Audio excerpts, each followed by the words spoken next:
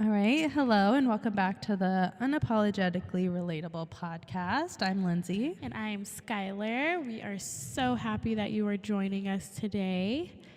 Yes, we have really been enjoying doing these episodes. I know I've said that multiple times, but It's the truth. Yeah, and we just have a good time coming on here and chatting with you guys and chatting with each other and talking about all the topics, easy and hard. If you listened to our episode last week, you know we talked about our experiences with pregnancy loss.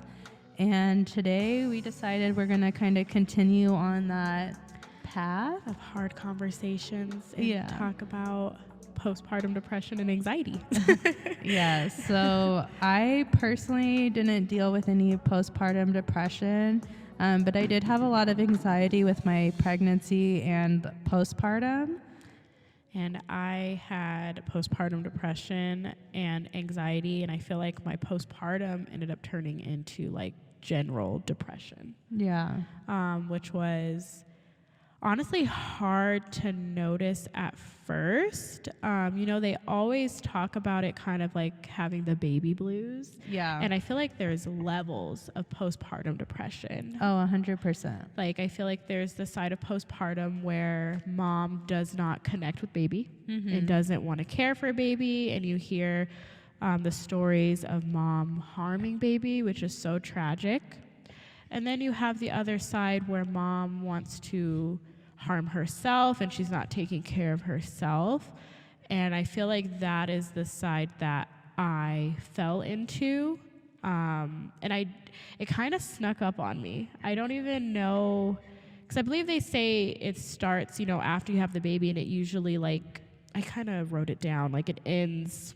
Yeah, I was reading the baby blues typically only last a couple weeks. It's pretty short-lived.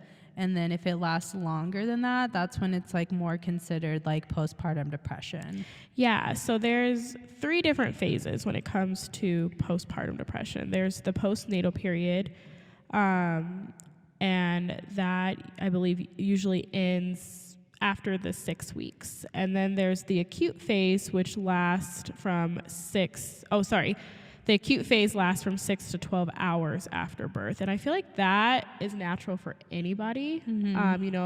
Your body literally goes through a shock. And you're flushing out all the hormones. Yeah, you're you could be, I remember feeling very on this high, happiness, and then just feeling what in the world is happening? And then you have the subacute phase, which usually lasts 6 weeks, and then after that is the delayed phase, and that can last up to 6 months. Yeah, I was reading that. And I feel like I didn't have too much in the beginning. It wasn't until I would say after 6 weeks is when I really started to notice the depression.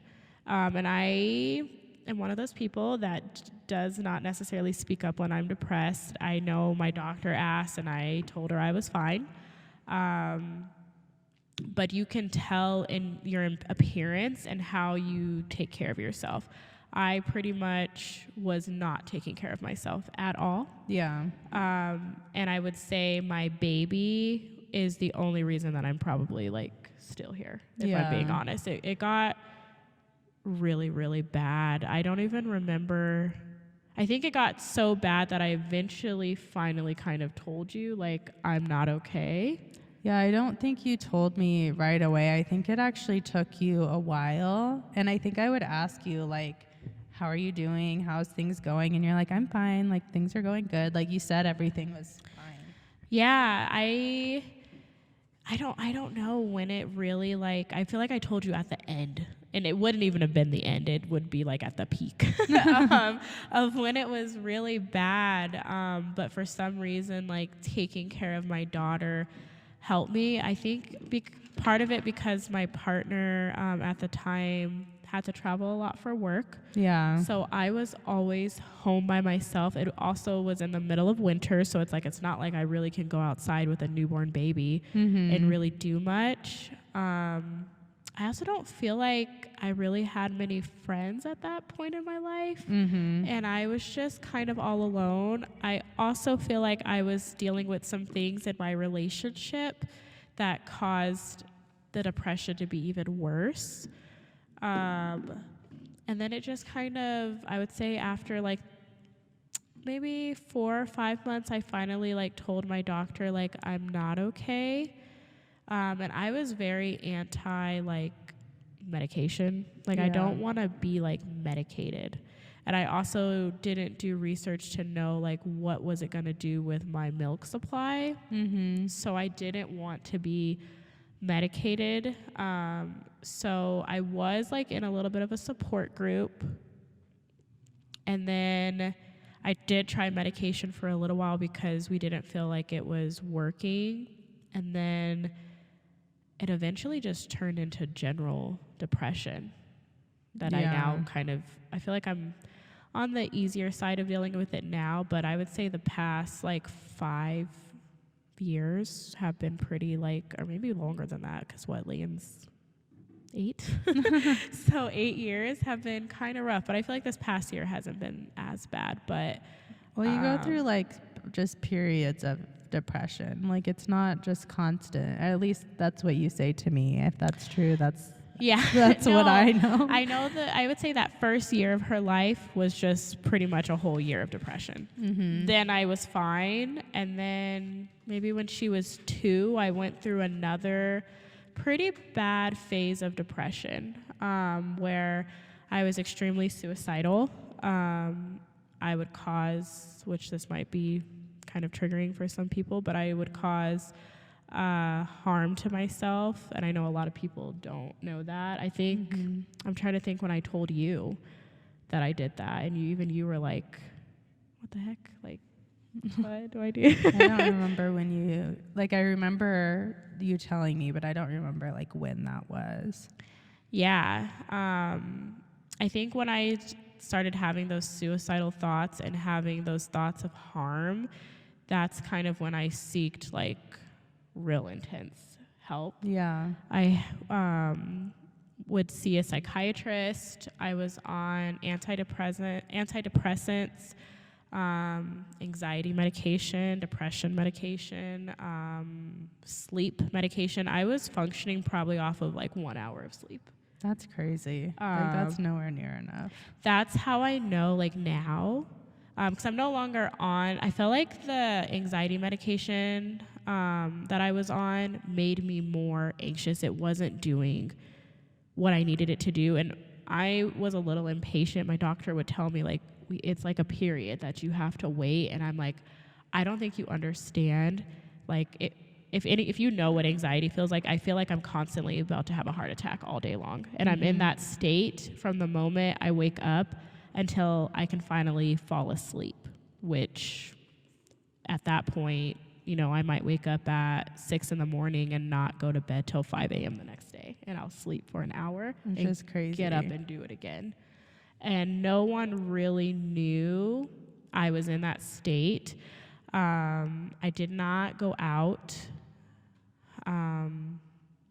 I didn't really talk to anybody either. Like, I feel like I just made it worse on myself, to be honest with you, by like secluding myself. So even now when I'm in those, like having those episodes, I know I'm going into a depression when I'm not sleeping. That's like the first sign that I'm not okay if I'm not sleeping. I also had to find a really good therapist. So I've been seeing my therapist now, I think for 2 years.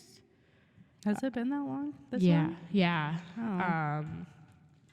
She's literally a lifesaver. It's to the point now where I'm like, you know, I actually don't think I need to talk to you every week. And she's like, yes, you do. Yeah, because I feel like it's been probably like 6 months since I've had an episode, wouldn't you say? Yeah. Yeah. There was one recently that it was really, really bad. And so she always reminds me of that. She's like, let's talk after you can go a full year. I'm like, a year? But I can't promise that. But yeah, I feel like postpartum depression is not talked about. Depression is not talked about. Anxiety or just mental health in general in I say women because I'm a woman, but in men and women, like it's just like no one talks about it. Yeah, and I feel like especially postpartum depression, people get scared to talk about it because they feel like people would like judge them, because it's like, you should be happy, you just had a baby, like you have this like little gift. But at the same time, like the amount of like ways your hormones change from like, of course during pregnancy they change a ton, but I feel like from like that last day of pregnancy, like through delivery and having the baby, and then those next couple weeks, it's just such a dramatic change on your hormones.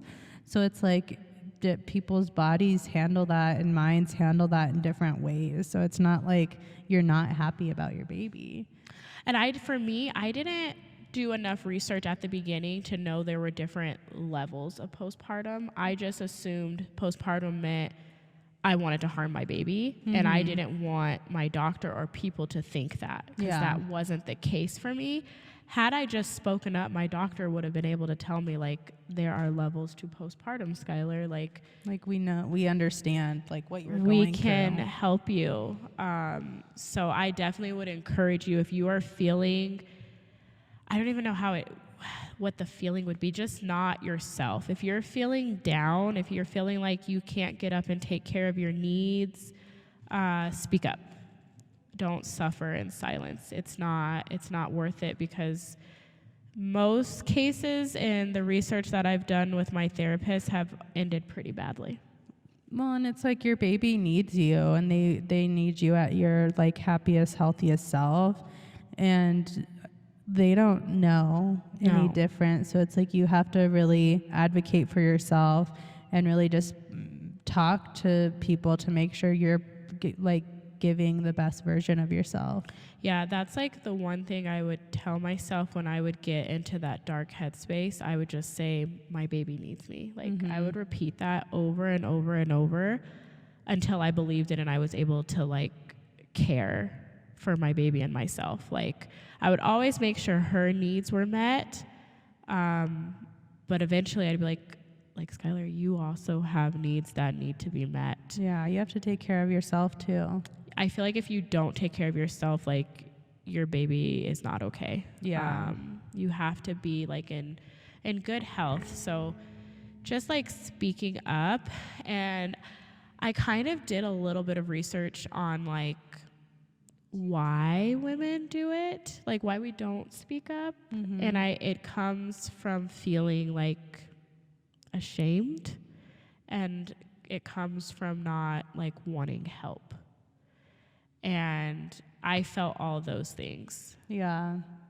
And I don't know why though. I'm like, no one's ever told me like, you should be ashamed that you are sad. You should be like ashamed that you have to ask for help. Well, I think it's because of the way people react to like sad news. Yeah. Is they're just like, they mean well, but then they're like, well, like, you should be happy you just had a baby. Or like, you should be happy that you're whatever the situation is. And it's like, it's not that those things are causing you to not be happy. It's just that your mind is not working with you, basically. I think in my experience too, when I did tell people in my life that I wasn't okay, I don't think I explained it in a way that caused alarm. Where you guys would be like, oh, wait, she's really not okay. I kind of was just like, I'm feeling depressed. Like, I'm feeling down. And so, like, everyone would kind of be like, well, have you tried this? Are you doing this? And I didn't say, like, no. Like, I'm literally probably, like, one step away from harming myself is what I should have told you guys. And maybe I would have gotten better sooner. I don't know. But even my mom really did not know the level probably until Layton was like 4. And at that point, I was probably deep, like in my depression. Yeah. I mean, I think a lot of the shame comes from like just worrying what people will think, I guess. And like, even though they want to help you, I would assume, like I said, I personally haven't gone through this, but I would assume you almost kind of feel like they can't help you. It does feel like, I'm like, what are you going to be able to do for me? Like, unless you can rewire my brain, you really can't help me. But looking like the tools that I have now, simple things as someone coming over and watching Layton so I could take a bath helps me. Maybe bringing food helps me, or just spending quality time. We literally could just watch TV. That alone would help me. Yeah. But I never would speak up and say, like, hey, could you do this? Well, and I think people don't, like, they want to help, but they don't know what to do. Yeah. So they're like, well, I'm here if you need me, or like, how can I help? And then that like, they don't really know what else to do from there. Yeah, I look back on like pictures sometimes I get these memories pop up and I don't even look the same. Like, I don't know that person. That was not me. And it makes me really sad for that version of myself that couldn't speak up and ask for help, because it's one of the lowest points, and I fight every day to not get back to like that low point. I feel like when you're starting to have like suicidal thoughts, when you're causing self-harm, like it's not easy, but you have to speak up, like, because your brain will tell you like the world is better without you, your friends and family are better without you, but it's not true. Yeah, 100%. And so I think it was, I know I had tried to harm myself. I'd probably say maybe 6 months after I had Lay. And then from that point up until maybe she was like 5, it was pretty often. Yeah, and I don't think you even like for a long time shared the extent of it with me. Like, you told me that you were feeling like depressed, but I feel like it was later that you really told me like the extent. I would say only you and my therapist probably knew the extent that I was suffering. I don't even know if I knew you were seeing like a therapist. I don't even think you told me that. No. And then after that, I stopped seeing my therapist because I'm like, I don't need your help. Like, I'm fine. Yeah. I was not fine.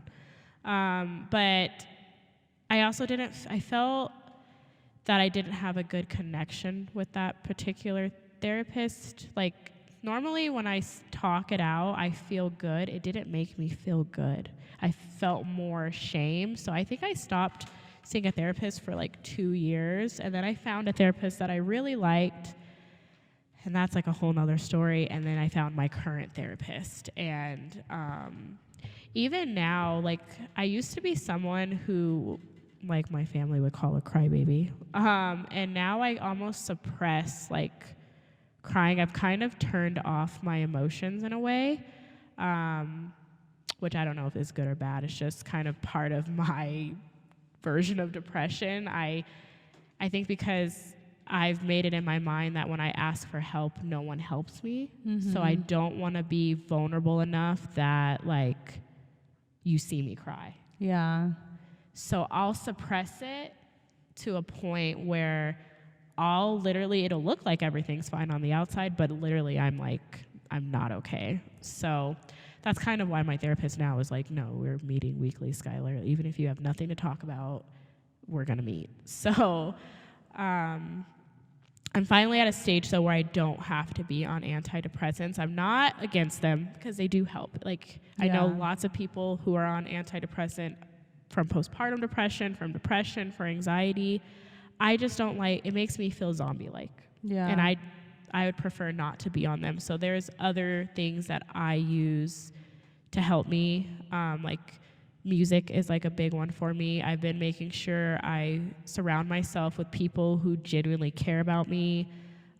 Surprisingly, this podcast has been helping a lot with my depression. And then just like little things that I love. If I've learned anything, you have to find what makes you like want to be alive, and it can't be your children. Like, they're part of it, but that can't be the only reason. Like, you have to want to be here for you. You have to almost know your worth and your value. And once I feel like you understand that and your purpose, you can start healing. At least that's my experience. Yeah, I think a big thing to like know on like the postpartum depression too is like your experience is it started as like postpartum depression and then kind of morphed into something bigger. And I think a lot of people try to think like, oh, well, once you've gone through the postpartum depression, then you're like you're done, like you're fine. But it like alters your brain chemistry, so it's like something you're most likely, I would assume, like going to be constantly dealing with if you've experienced postpartum depression. And in my experience from other women that have had it, it has turned into general depression. I have not, like, if you are someone that has had postpartum depression and you're just good now, like, I think that's more likely to be just baby blues in that situation. Yeah. I could be wrong, but that's just what... I haven't met a woman that that to this, like now after baby, does not have general depression, which is unfortunate. And I don't know if it's because we don't speak up sooner. Like, maybe if you speak up right when you're having those thoughts and those emotions, maybe... there's not a lot of like after you have the baby, like the women's health care is like gone as far as like dealing with like a postpartum women's health. It's like you get your 1 6-week appointment at the baby's pediatrician appointments. They like give you a little questionnaire of like, how are you doing? Answer these questions. And that's really it. Like, there really should be more appointments than that. Yeah. To just check in, because your body has changed so much. Like, your mind changes so much. I think I read something that like the cells from after you have a baby, the cells from your baby are still in your body for like 7 years or something like that. So it's like your body is like still like different. Like, I honestly just recently, like I said, Layton's 8, so just started feeling like me again. I think that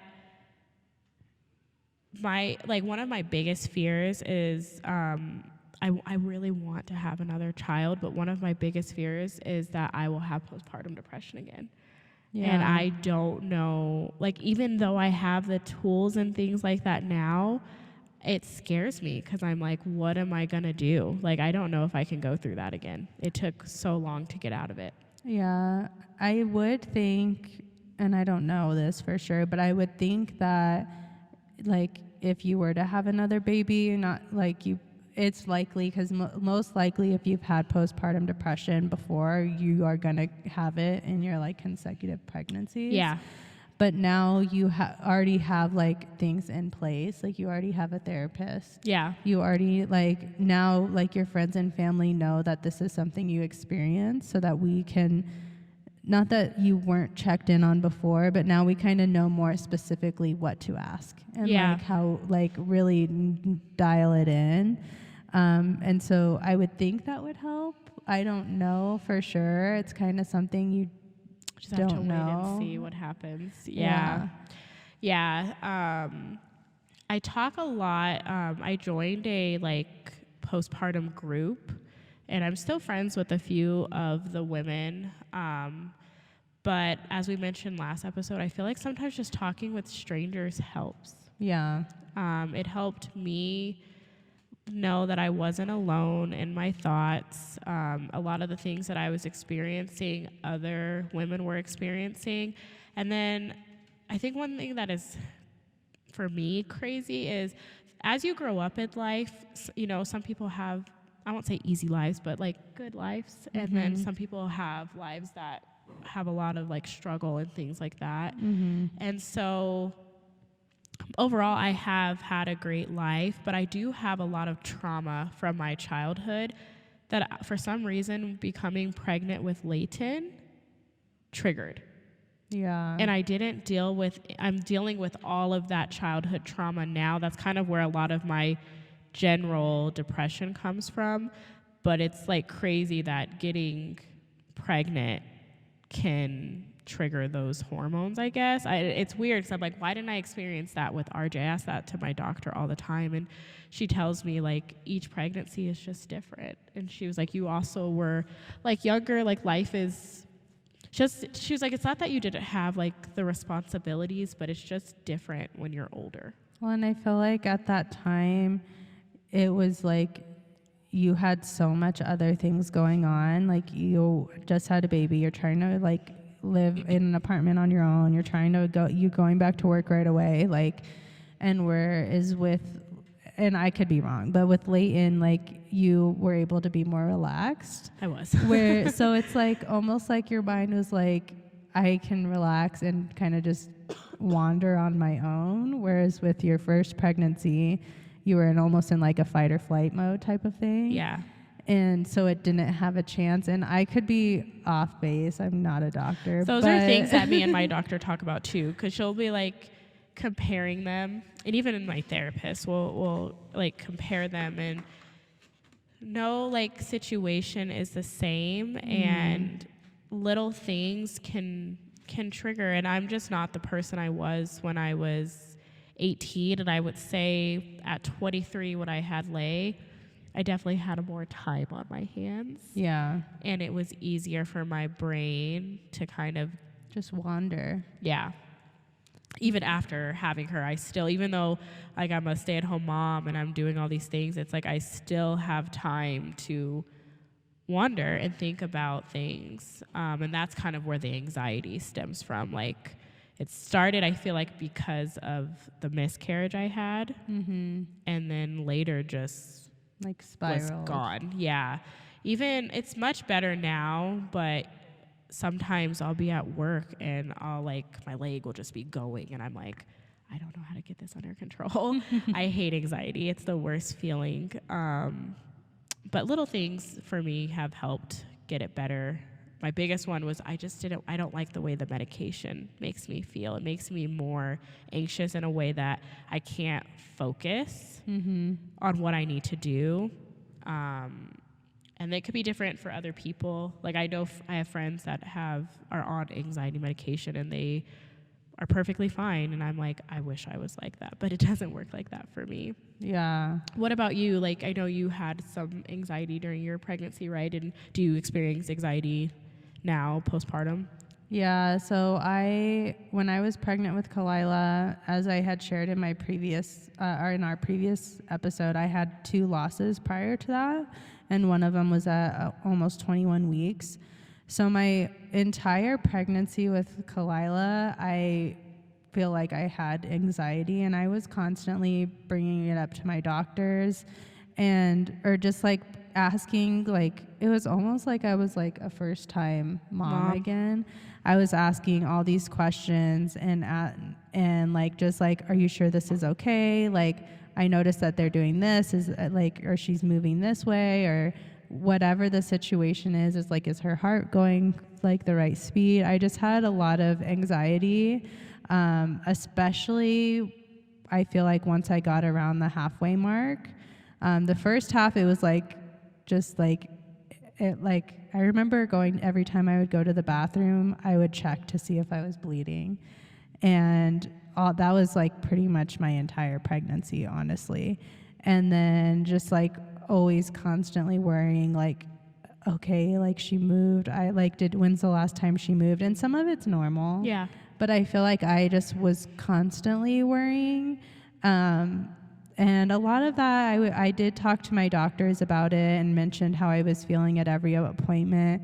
For me, a lot of it was like normal. Mm-hmm. They said that they weren't overly concerned by like what I was experiencing, and that it was normal because of what I had experienced in the past. Mm-hmm. That it was like, it made sense that I was like worried about those things. But they did keep an eye on it. I remember as I got later into my pregnancy and getting closer to labor, because as I mentioned in our previous episode, when I had Kai, I had to have a blood transfusion because I lost so much blood.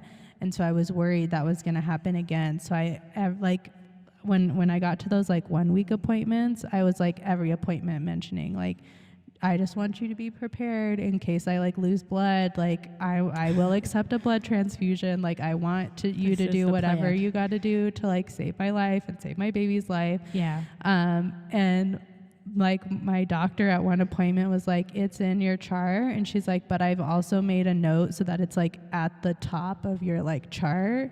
And she's like, she like went through the whole plan. She was like, when you come in, like we're just gonna monitor you, but we like will know your blood type. We'll have like blood on hand, like we'll be ready just in case. Mm-hmm. And she was like, I honestly don't feel like that's going to happen again. But she's like, but if it does, this is how we're prepared. Like this is what we're gonna be doing. And she really laid that out for me, which did help.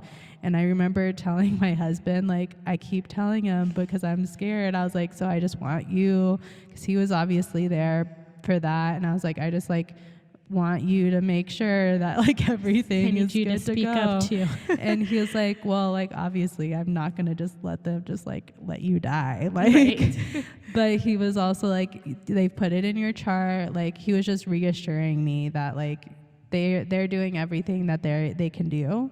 And when we like at this point there's nothing we can do except wait and see what happens. Right. And everything went fine and my labor was fine. But then afterwards I feel like there is a level of anxiety that I feel like every new parent has. And I definitely experienced that where it's like you're checking like, are they breathing? Mm-hmm. Are they okay? Are they like, am I wrapping them too tight? All this stuff. And I experienced that.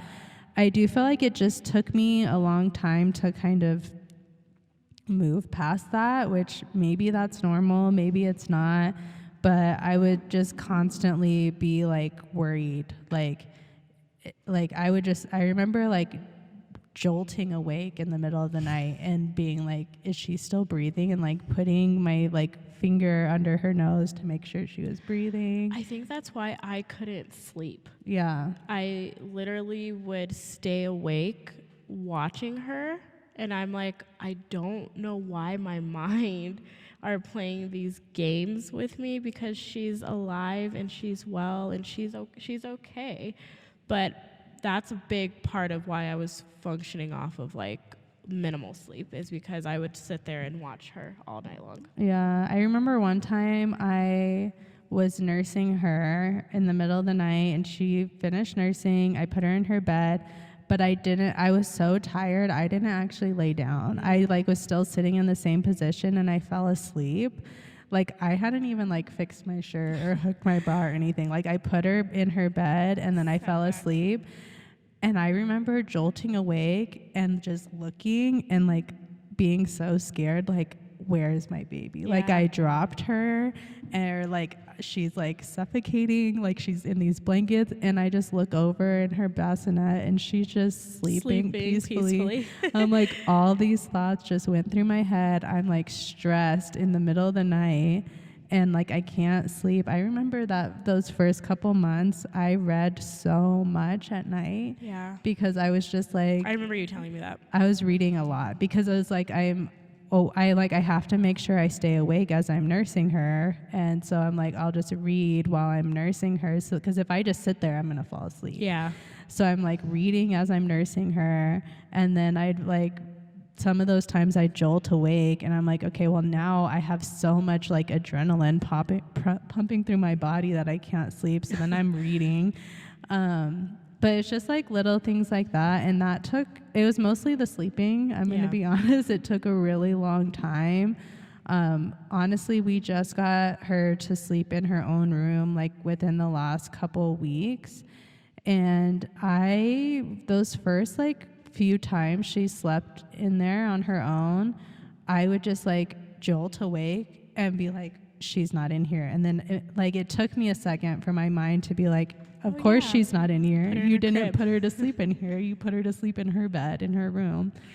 And I feel like it took at least a week of her being in her room for me to not like jolt awake and be like, where is she at? Like, I transitioned Lay to her crib, I want to say when she was like 6 months old. mm-hmm. And I was really big on her sleeping in her crib because RJ did not. He literally refused to sleep anywhere but in my bed. Yeah. And I knew that was part of kind of my me getting better, is that in order for me to get sleep, Lay has to be in her crib. Yeah. But her crib was in my room. I feel like that helped a little bit. I was not getting like a full like 8 hours of sleep, but I would get a little bit more sleep once she was in her crib. But even then, you wake up and you go over there and you're checking. You're like, oh, okay, they're okay. Well, and even now, because now Kalila, she sleeps through the night. She's not needing to nurse anymore. I still am not sleeping through the night because I don't know if you ever sleep through the night after you become a parent, to be honest with you. You do. Once I get to a certain age. Before I had Kalila, I was sleeping through the night. But like even still, I'll wake up and I'm like, okay, what time is it? It's 3. I have a camera in her room, so I'll check the camera and like make sure she's like good. It took a really long time too for me because I'm like, she likes to sleep on her stomach.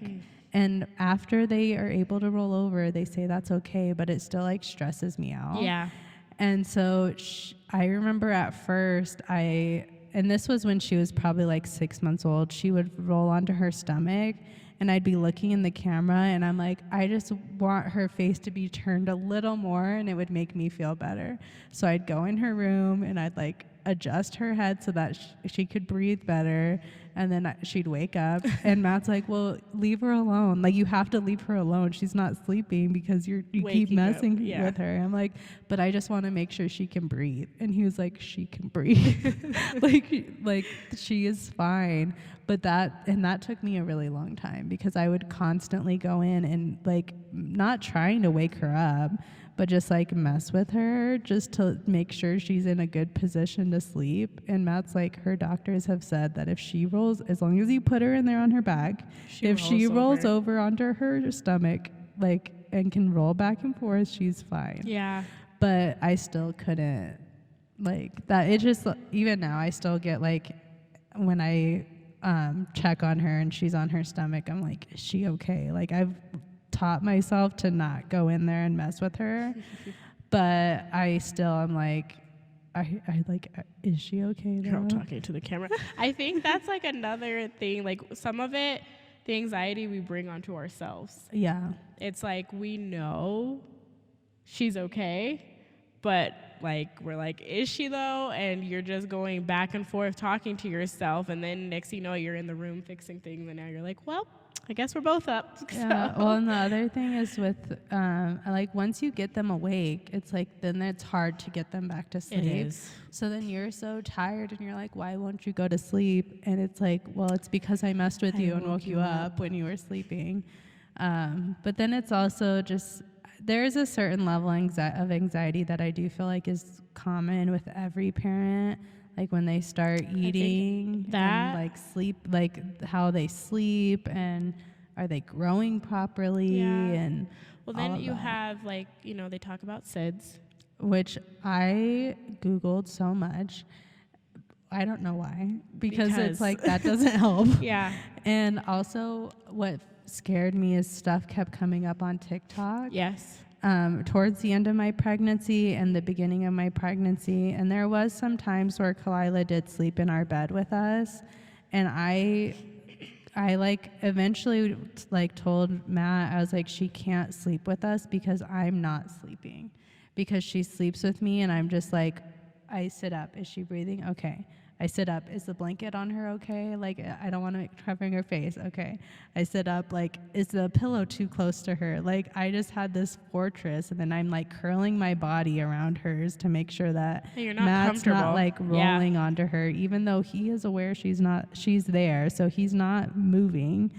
But it's just like, I was adding all this unnecessary stress to myself. Yeah. I think that's why I did co-sleep in the beginning, and then I remember telling my doctor or the pediatrician, and she literally was really cruel about it. And after that, like, basically told me, like, I'm gonna kill my baby. See, I didn't tell my doctor. They're like, is she sleeping in her own bed? I was like, yeah, totally. And she was, like, we'd put her to sleep in her own bed. But when she woke up.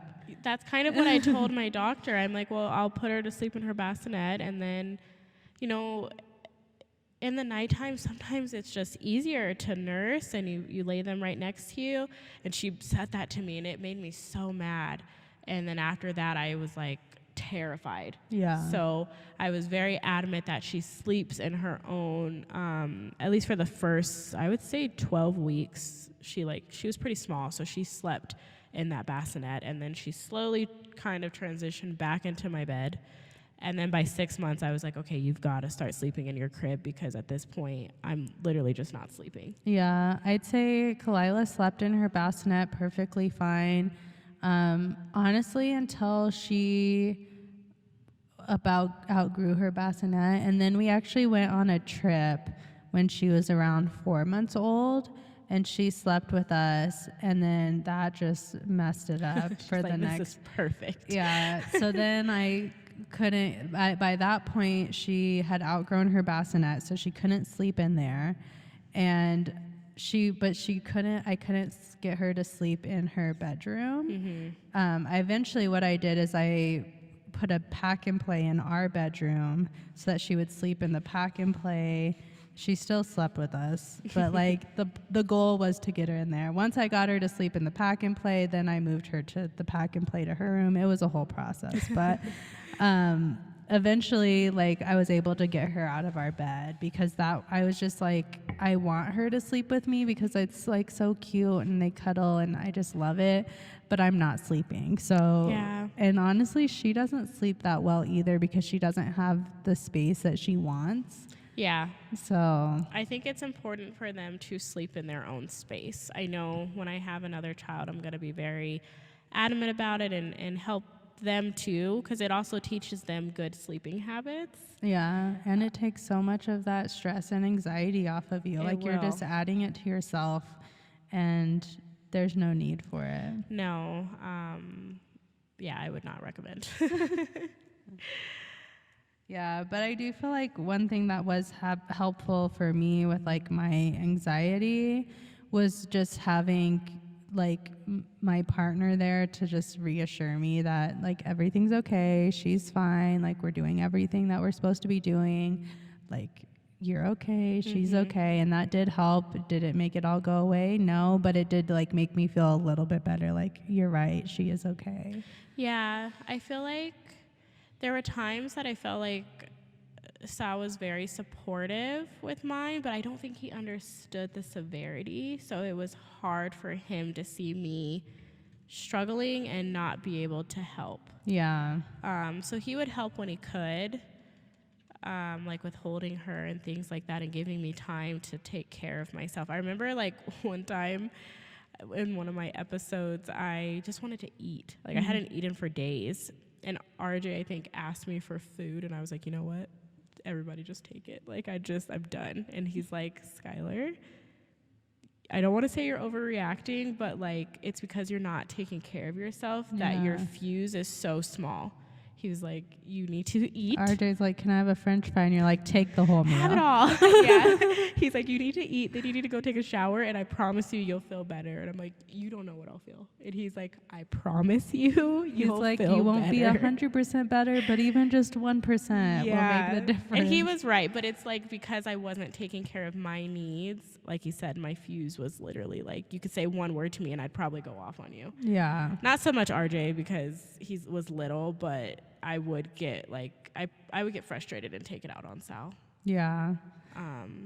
Yeah, and I my think siblings. You really just need to have like a support system, and it's hard to ask for help, and it's hard to ask for what you need. It is. And like to make sure you're taking care of yourself and getting what you need and speaking up for yourself, but that's really the only way to like get through it. Yeah, and even to this day, I hate asking for help. Like, I'll do it as a last resort. You think I would have learned, but I haven't. It's like a last resort. Like, I really I've already outweighed every like option and they're not working, that I absolutely have to ask you for help. Yeah. And I'm trying to be better at it, but it's still like a struggle for me.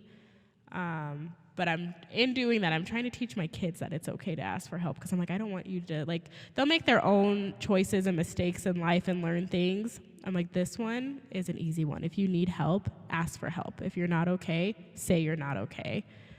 So I'm really, like, I talk a lot about mental health in my household, just because I don't want my kids to suffer in silence like I do.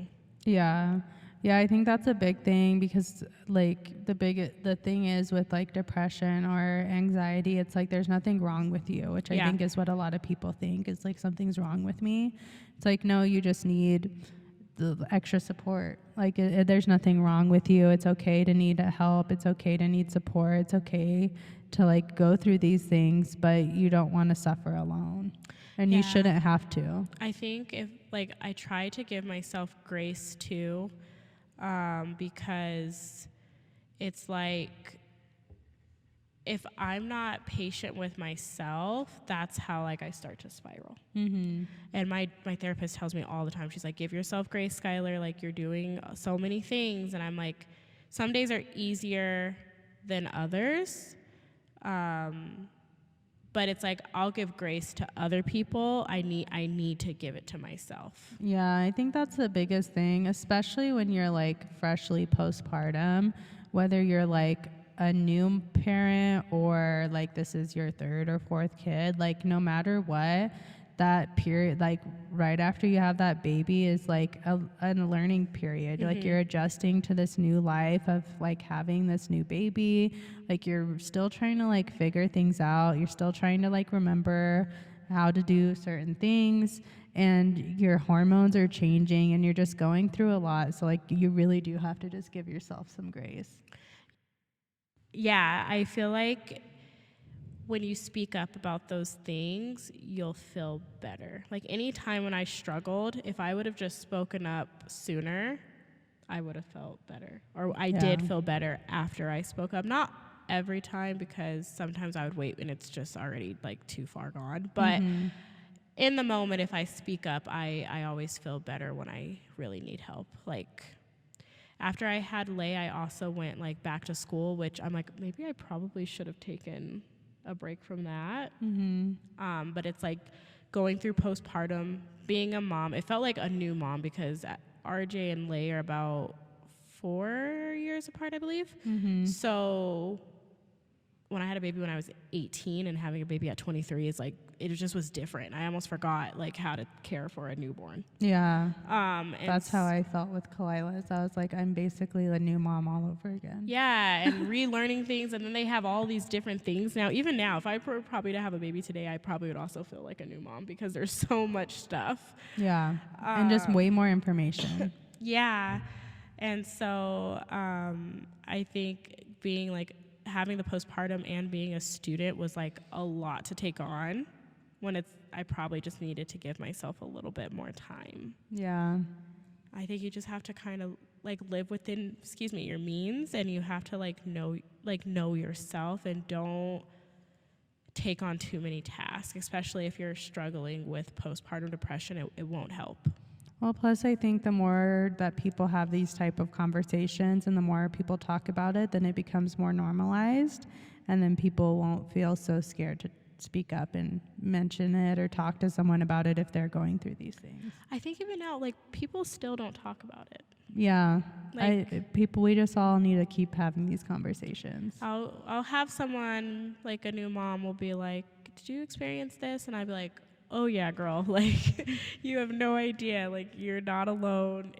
Some of it's normal, some of it's not normal, but like these are the things that I would recommend doing. And then they'll be like, why does no one talk about postpartum depression? I'm like, I don't know. People don't talk about postpartum anything. Yeah, no. One of our, like, in our friend group was talking about something like after childbirth that happens, and she's like, no one talks about this. She was like, I was not prepared. And I'm like, you know what, you're right. They don't talk about it. I think if we just, as women, just shared more, even giving birth at 18, I'm like, there's so much I didn't know. Yeah. Because no one talks about it. Yeah. Like, why don't we prepare like women for it? Or like I think about my daughter, and I'm like, when that time comes for her, I'm gonna make sure like I talk to her so that she doesn't go in it blindly, because there's a lot of things at 18 I did not know could happen. Yeah. And there's a lot of things at 23 that I had to experience that I did not know. I really don't even think I knew about postpartum depression at 18. It like wasn't. I know my doctor had to have brought it up, but I was literally fine. Yeah. Compared to 23, I'm like, it was like getting ran over by a truck, to be honest with you. Like, it just caught me by surprise. Yeah. So just make sure you are having those conversations if it's something that you're experiencing, and just speak up for yourself and making sure you're getting the care that you need. Yeah, I think, like you said, and talk to people. I think talk to your doctor. I would say for postpartum depression, you probably need to talk to like a specialist, like a therapist or something. Oh, yeah.